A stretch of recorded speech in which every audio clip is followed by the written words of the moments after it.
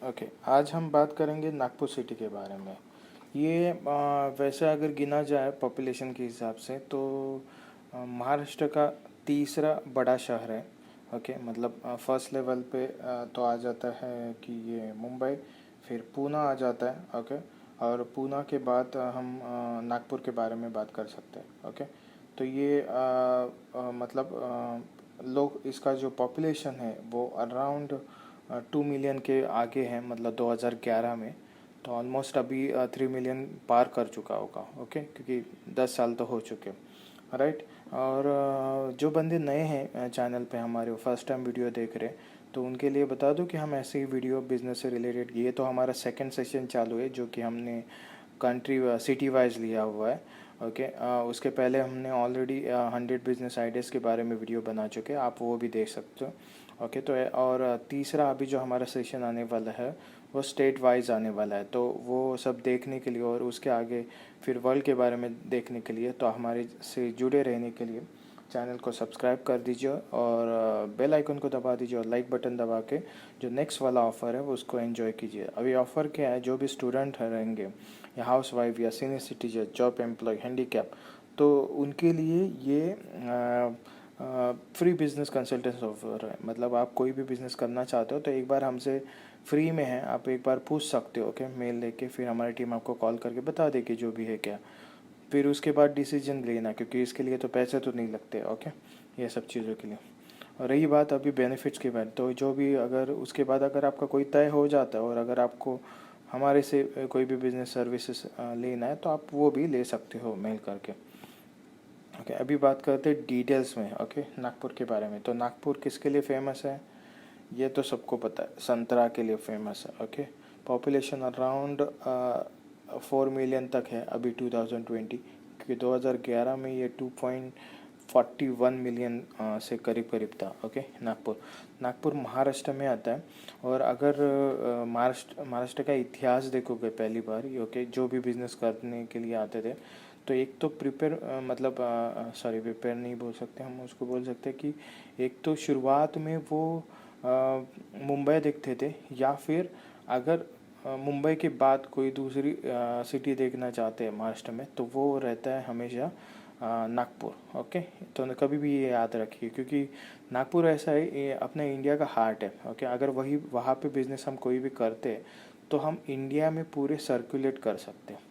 मतलब महाराष्ट्र में, नागपुर में शुरुआत करते तो पूरे इंडिया में हम कहीं पे भी, मतलब चारों के दिशाओं पे हम अपना बिजनेस बढ़ा सकते। तो इसके लिए उसको बताया जाता है। ओके, ये सब चीज़ें, बाकी हिस्टोरियल भी बहुत उसके बहुत पहलू रहे, मतलब विशेषताएं रहे। अगर नागपुर और भी किसी के लिए फेमस रहेगा तो भी आप हमें कमेंट बॉक्स में बता दीजिए। ओके, और नेचुरल रिसोर्सेज भी आपको बताना है, क्योंकि ये नेचुरल रिसोर्सेज हम इसको हिस्ट्री वीडियो नहीं बनाना चाहते, इसके लिए नॉर्मल खाली बता रहे।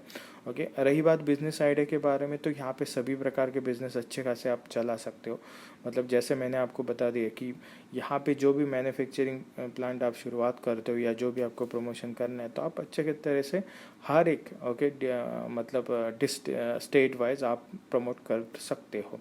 ओके, अभी बात करते हैं कि यहाँ पे बिजनेस सेटअप करने के लिए खर्चा कितना आएगा। तो देखो, रजिस्ट्रेशन कॉस्ट तो एज इट इज़ सेम ही रहेगा। मतलब आपको जो भी है वेबसाइट, ये कंपनी रजिस्ट्रेशन, टैन पैन, फिर जीएसटी हो गया। ओके, ये सब आपको 25,000 के अंदर हो जाएगा। ओके, ये सब चीज़ें। और रही बात आपका कोवर्किंग स्पेस और ये शेयरिंग रूम, तो ये देखो, ये भी आपको ऑलमोस्ट 15,000 के अंदर आ जाएगा। ओके, ये चीज़ों में नागपुर में, क्योंकि नागपुर में क्या बोल सकते हैं कि पॉपुलेशन के हिसाब से ग्रोथ भी है। ओके, ये सब चीज़ों में मतलब डेवलपमेंट भी अभी बहुत अच्छे तरीके से स्टार्टअप हो रहा है। तो बहुत पहले से ही नागपुर एक्चुअली इंडस्ट्रियल हब है।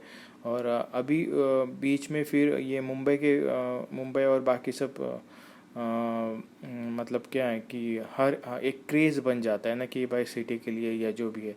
तो उसके रिगार्डिंग शायद हम बोल सकते हैं कि वो जो कपड़े का बिज़नेस, मतलब मिल्स थे, वो सब बंद होने के बाद फिर थोड़ा डाउन हो गया था। फिर अभी फिर से एक बार उसमें बिज़नेस में बढ़ोतरी आ गई है, नए नए स्टार्टअप ओपन हो रहे। ओके, नागपुर से भी।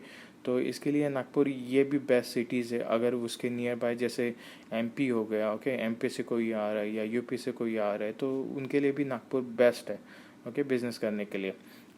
अभी बात कर देते हैं कि इसके सिटी में के अलावा कि अगर मैंने कोई टॉपिक आपसे मतलब यहाँ पे मिस हो गया होगा या मैं कॉल उसका नहीं जानता, ओके, तो वैसे वाले भी आप हमें लिख के भेज सकते हो, ओके। और अगर सिटी के रिलेटेड कोई भी क्वेश्चन रहेंगे जिनको नागपुर के रिलेटेड और भी जानना है तो वो भी पूछ सकते हैं कमेंट बॉक्स में, हम उसका भी आंसर दे देंगे, ओके।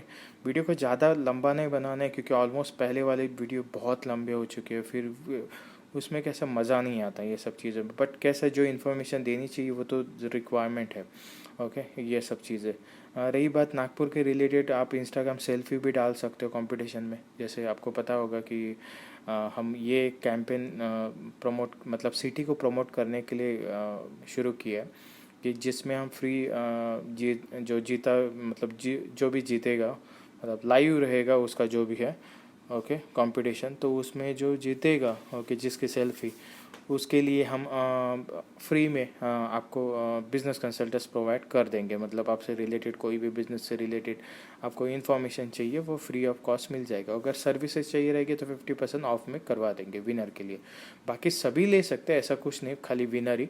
बट आप ट्राई करते रहिए क्योंकि ऐसा नहीं है हर एक 100 सेल्फी के बाद हमेशा हर एक को एक विनर निकाला जाए, तो दूसरे 1000 में भी आप आ सकते हो, ऐसा ज़रूरी नहीं है कि नहीं वो टाइम पे नहीं है। तो इसके लिए ट्राई करते रहिए, अपने सिटी के बारे में बताते रहिए क्या क्या फेमस है क्या नहीं है। बस आपका शक्ल भी आनी चाहिए, आपके पीछे बैकग्राउंड आना चाहिए और आपके प्रोफाइल पे लिखना है हैशटैग, मतलब उसको टैग करना है हमारे इसके साथ, ओके, एनसीआर बिजनेस टेक के साथ, तो आप वो कंपटीशन में आ जाओगे, ओके। अभी बात करते हैं कि कुछ भी अगर हमसे कांटेक्ट करना रहेगा तो कैसे करोगे। तो मेल आप भेज सकते हो, जो भी आपके प्रॉब्लम रहेंगे, सर्विसेज रिक्वायरमेंट है या सजेशन जो भी रहेगा, ओके, हमारी टीम आपसे कॉल बैक करेगी और बाकी के सब एंजॉय कर सकते हो। और कभी भी याद रखो कि मेरा अपना देश महान, मतलब मेरा देश महान। आप कोई भी कंट्री से वीडियो ये देख रहे हो लेकिन आप अपने खुद के कंट्री के लिए ऐसे अच्छे से काम कर सकते हो क्योंकि बिज़नेस ये हर एक कंट्री के लिए बहुत ज़रूरी है। इसमें गवर्नमेंट को भी मतलब सरकार को भी टैक्स मिलता है, देश को टैक्स मिलता है और उसके साथ हम एम्प्लॉयमेंट भी क्रिएट करते, ओके, ये ज़रूरी है। तो इसके लिए छोटा मोटा भी कुछ करो, ओके। बिज़नेस करना बहुत ज़रूरी है क्योंकि हमेशा वो एक जो कहावत रहती है कि पढ़ो लिखो और जॉब करो, वो थोड़ा चेंज करो अभी, ओके। आप जो आपको अच्छा लगता है उसमें आप बिज़नेस करो। भले मैं ऐसे नहीं बोल रहा हूँ कि आप पढ़ाई मत करो, पढ़ाई करना बहुत ज़रूरी है, उल्टा पढ़ाई करोगे तो बिज़नेस को और आगे लेके जाओगे और अच्छा स्ट्रांग बनाओगे। लेकिन उसके साथ एक छोटा मोटा भी जो भी आपका स्किल अच्छा है, जैसे देखो मैं बता देता हूँ, सपोज एक अभी जैसे आईएएस ऑफिसर किसी को बनना है तो वो आईएएस ऑफिसर की स्टडी शुरू भी कर सकता है और साथ साथ वो टीचिंग कर सकता है आईएएस ऑफिसर की, ओके, बच्चों को, तो वो उसको बिजनेस कहला देगा। और मतलब क्यों वो टीचिंग कर, हाँ, वो कहीं पे जॉब करके सैलरी लेके टीचिंग कर रहा है तो वो जॉब हो सकता है, ओके। बट अगर वो वहाँ से मतलब जॉब करने के बाद भी घर पे आके छोटा मोटा बच्चों को मतलब गरीब लोगों को या किसी को भी पढ़ा रहे जिसको ज़रूरत है, ओके, तो वो उसका बिजनेस कहलाएगा। तो वो चीज़ है बिजनेस, ये डिपेंडेंट मतलब इंडिपेंडेंट रहता है, ओके, ये किसी के ऊपर डिपेंडेंट नहीं होता है। तो ये कभी भी सोचिए, अगर आपका बिजनेस कोई डिपेंडेंट है किसी दूसरी चीज़ के ऊपर तो फिर वो बहुत रिस्क वाली बात है, ये कभी भी याद रखना, क्योंकि वो सामने वाला वो सब डिपेंडेंट बंद हो गया फिर आपका बिजनेस जनरेट नहीं होगा। तो इसके लिए उसको एक इंडिपेंडेंट बनाने के लिए अभी से शुरुआत कीजिए, ओके। मिलते रहिए प्यार से, प्यार बांटते रहिए और मिलना बिजनेस के लिए बहुत ज़रूरी है। अभी